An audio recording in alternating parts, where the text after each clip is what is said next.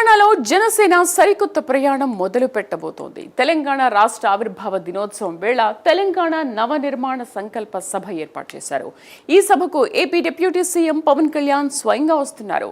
హైదరాబాద్ గచ్చిబౌలిలోని సంధ్యా కన్వెన్షన్లో సమావేశం నిర్వహిస్తున్నారు. జనసేన సాధక్ సమ్మేళనం పేరుతో భారీ మీటింగ్ కూడా ఏర్పాటు చేయడంతో సర్వత్రా ఆసక్తి నెలకొంది. ముఖ్యంగా పవన్ కళ్యాణ్ పై తెలంగాణలో విమర్శలు చేస్తున్న వేళ జనసేన సమావేశానికి ప్రాధాన్యం ఏర్పడింది. అంతర్లో ఉత్కంఠకు దారితీస్తోంది. మా కరెస్పాండెంట్ హరికృష్ణ పూర్తి సమాచారాన్ని లైవ్ అందిస్తారు. హరికృష్ణ, ఏంటి జనసేన మొదలు పెట్టబోతున్న ప్రయాణం అసలు ఎలా ఉండబోతోంది తెలంగాణలో? ఒకవైపు విమర్శలు కూడా వెల్లువెత్తుతున్న నేపథ్యంలో ఈ జనసేన సభ అనేది ఎటువంటి ప్రాధాన్యతను సంతరించుకోనుంది? Yes, thank you. రేపు గచ్చిబౌలిలోని సంధ్యా కన్వెన్షన్స్లో జనసేన పార్టీ సమావేశం జరగనుంది. ఈ సమావేశానికి జనసేన అధ్యక్షుడు పవన్ కళ్యాణ్ రానున్నారు. అయితే ఈ యొక్క సభకు తెలంగాణకు రానున్న నేపథ్యంలో కూడా రాజకీయంగా కొంత ఆసక్తి నెలకొందని చెప్పవచ్చు. అటు తెలంగాణకు పవన్ కళ్యాణ్ వచ్చే ముందు ఖచ్చితంగా క్షమాపణలు చెప్పి రావాలని చెప్పేసి కూడా కాంగ్రెస్ పార్టీ నాయకులు చెప్తున్న పరిస్థితి ఉంది. ఎట్టి పరిస్థితుల్లో కూడా ఈ యొక్క సభ జరిపి తీరుతాము, తెలంగాణలో కొత్త తరం రాజకీయం రాబోతుందంటూ కూడా జనసేన నాయకులు చెప్తున్నారు. ప్రస్తుతం మనతో పాటు జనసేన నాయకులు ఉన్నారు, వారితో మాట్లాడించే ప్రయత్నం చేద్దాం. చెప్పండి, రేపు జనసేన సభకు సంబంధించి పవన్ కళ్యాణ్ గారు ఎప్పుడు వస్తారు? ఈ యొక్క సభకు సంబంధించి చాలా వరకు కూడా నాయకులు మాట్లాడుతూ కూడా ఈ యొక్క సభ జరగనీయం, వచ్చే ముందు క్షమాపణ చెప్పి రావాలి తెలంగాణకని కాంగ్రెస్ నాయకులు చెప్తున్నారు. మీరేమంటారు? ఎవరికి క్షమాపణ చెప్పాలట? ఎవరికి క్షమాపణ చెప్పాలి? అబద్ధాల హామీలతో మీరు ప్రభుత్వంలోకి వచ్చి ఒక్క హామీ కూడా నెరవేర్చకుండా ఇలాంటి మాటలు మాట్లాడితే నవ్వొస్తుంది. ఫస్ట్ మీరు తెలంగాణ ప్రజానికానికి సారీ చెప్పండి. అంతేగాని పవన్ కళ్యాణ్ గారు సారీ చెప్పాల్సిన సిచ్యువేషన్లో ఎప్పుడు ఉండరు, ఎప్పుడు చెప్పరు కూడా. ఆయన చేసిన తప్పేంటి సారీ చెప్పడానికి? అంటే తెలియక, అంటే ఎలాంటి మాటలు మాట్లాడుతున్నట్టు తెలియక పవన్ కళ్యాణ్ గారు తెలంగాణలో అడుగు పెడుతున్నారంటే ఒక ప్రకంపనలు స్టార్ట్ అయ్యాయి. దానికి సమర్థవంతంగా ఎదుర్కోవాలి కానీ, అంటే రాజ్యాంగబద్ధంగా, రాజకీయ పరంగా సమర్థంగా, పోటాపోటీగా హుందాగా ఎదుర్కోవాలి కానీ ఇలాంటి పిచ్చి మాటలు మాట్లాడితే ఎవరు అది హర్షించరు. అంటే తెలంగాణ రాష్ట్ర ఏర్పాటును పవన్ కళ్యాణ్ వ్యతిరేకించారు. దాదాపు 11 రోజులు నేను ఏం తినకుండా ఉన్నాను, తెలంగాణ రాష్ట్ర ఏర్పాటు సరిగ్గా జరగలేదని చెప్పేసి కూడా ఆయన చెప్పారు. అట్లాంటి వ్యక్తి తెలంగాణకు రావడం ఏంటి అని చెప్పేసి కూడా చెప్తున్నారు. వాళ్ళకి నిజంగా ఏదైనా అంతకుముందు చదువుకొని ఉంటే 2009లోనే సామాజిక తెలంగాణకి ఆయన ఎప్పుడో మద్దతు ఇచ్చారు, దానికి కట్టుబడి ఉన్నారని ప్రకటించారు.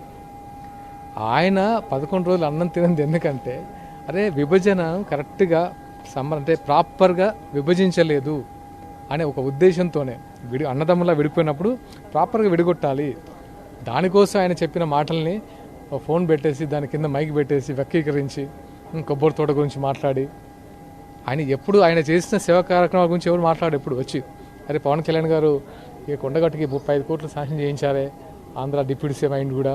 అదే పవన్ కళ్యాణ్ గారు తన సొంత మనీని వరదలు వచ్చినప్పుడు తెలంగాణ ప్రజలకు అందించారే, కరోనా వచ్చినప్పుడు వీళ్ళందరూ ఆయనతో పాటు చాలామంది తెలంగాణ ప్రజలకి డొనేషన్ ఇచ్చారు. ఇవన్నీ చెప్పరు, ఎందుకంటే అప్పుడు అందరూ నిద్రపోతుంటారు. ఎప్పుడైతే పవన్ కళ్యాణ్ గారు ఇక్కడ జనసేన మీటింగ్ పెడతారంటేనే ఇవన్నీ గుర్తొస్తాయి.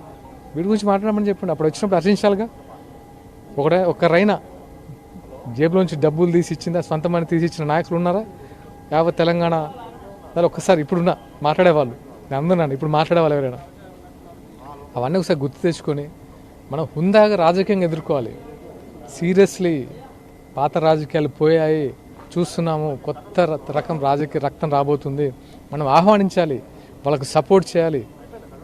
ఎంతసేపు ఈ పాత రాజకీయాలు, వారసత్వ రాజకీయాలు, అవినీతి రాజకీయాలు, మా కుటుంబ రాజకీయాలు ఇవి కాదు. ప్రతి ఒక్కరూ రాజకీయాలు అవగాహన పెంచుకోవాలి, రాజకీయాల్లో మంచి పాలన అందించాలి, ట్రాన్స్పరెన్సీ ఉండాలి.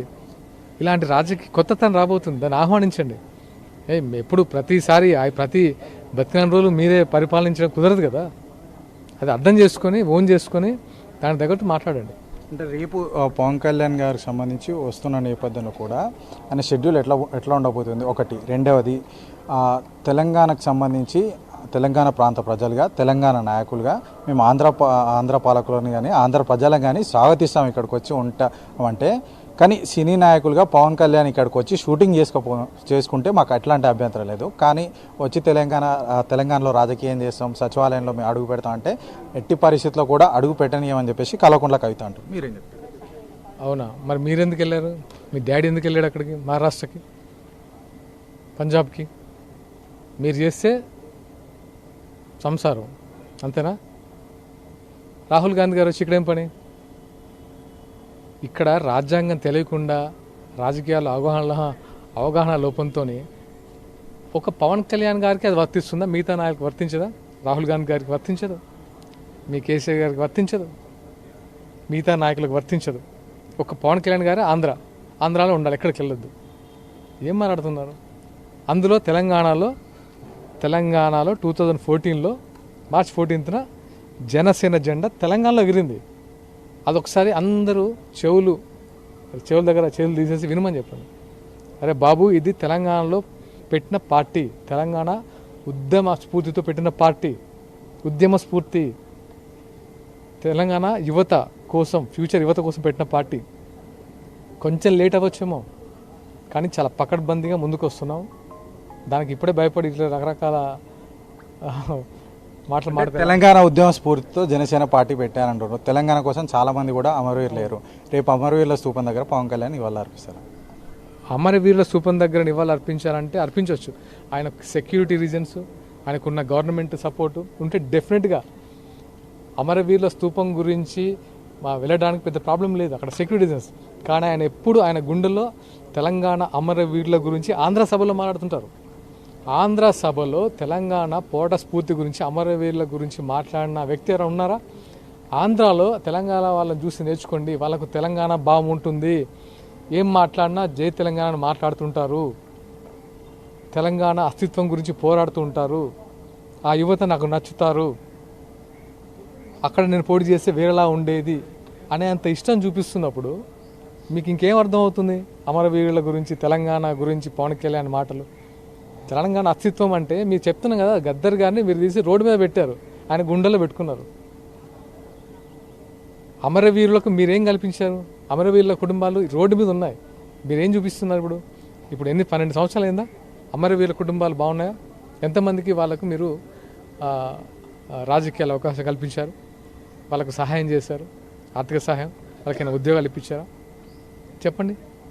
చూస్తారు కదా, తెలంగాణలో ఊరికే ఏదో నామాత్రంగా లేదు కదా, ప్రతి ఒక్కరు చూసే 10 సంవత్సరాల చూసి పక్కన పెట్టారు, 2 సంవత్సరాలు చూసి ఇంకా 2 సంవత్సరాలు చూసి కూడా జనాలు ఒక డెసిషన్ తీసుకుంటారు. ఇది కాదరా బాబు అనుకున్న తెలంగాణ అంటే మా జాబ్లు వస్తాయి అనుకున్నా రాలేదు, మా నీళ్ళు వస్తాయనుకున్నా రాలేదు, మా నిధులు ఎక్కడ పోయినాయి, మా పోరగాళ్ళ పరిస్థితి ఏంటి, జాబులే, ఇవన్నీ తెలంగాణ ప్రజలు చూస్తున్నారు.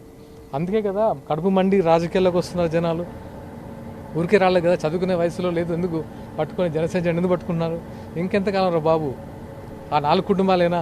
ఫైనల్గా లాస్ట్ క్వశ్చన్, మంత్రి పొన్నం ప్రభాకర్ మాట్లాడుతూ కూడా కూట్లో రాయి తీనేవాడు ఏట్లో రాయి తీస్తాడా, ఏపీలో చేయలేని వాళ్ళు ఇక్కడ ఏం చేస్తారు వచ్చి అని చెప్పేసి కూడా పొన్నం ప్రభాకర్ అంటే ఆయన దమ్ముంటే ఒక పార్టీ పెట్టుకోనండి, పార్టీ పెట్టి ఒక ఆర్గనైజేషన్ పెట్టి జేబు నుంచి డబ్బులు తీసి 10 మంది ఖర్చు పెట్టమను, ఆయన కెపాసిటీ ఏంటో తెలుస్తుంది.